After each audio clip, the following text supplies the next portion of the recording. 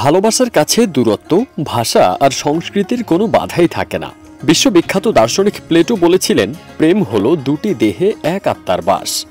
সেই কথাই যেন সত্যি করলেন মালয়েশিয়ার নাজিয়া বিনতে শাহরুল হিজাম ও বাংলাদেশের জামিল হোসেন। ওয়ালটন এখন দেশের সীমানা পেরিয়ে পৌঁছে গিয়েছে 50টিরও বেশি দেশে। ওয়ালটন, ঘরে ঘরে বিশ্বজুড়ে। নওগাঁর বদলগাছি উপজেলার এক নিভৃত পল্লীতে জামিলের গ্রামের বাড়িতে সম্পন্ন হয়েছে তাদের বিয়ের মূল আনুষ্ঠানিকতা।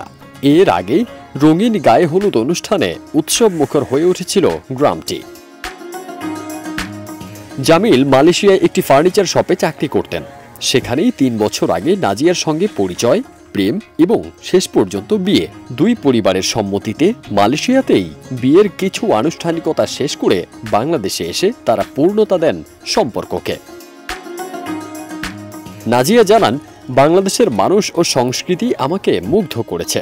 জামিলের মা হালিমা খাতুনও খুশি নতুন বৌমাকে নিয়ে। নাজিয়াকে এক নজর দেখতে দূর দূরান্ত থেকে মানুষ ভিড় জমাচ্ছেন।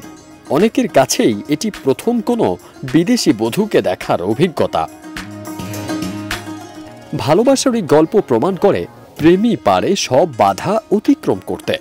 নাজিয়া জামিলের এই সম্পর্ক শুধু দুটি মানুষের নয়, দুটি দেশের হৃদয়ও যেন এক সূত্রে বেঁধেছে। ওই মালয়েশিয়া থেকে একটা বউ আলছে আমাকে বাংলাদেশে আসছে, ওখান থেকে আমরা ঢাকা থেকে আমরা নিয়ে আসছি। নিয়ে আসার পর সে মহিলাকে এখানে আমরা বউ নিয়ে আমরা আনন্দিত আছি, ভালো আছে, ভালোভাবে সাহসের সাথে সবার। ফারদিন সানি, দেশ রূপান্তর।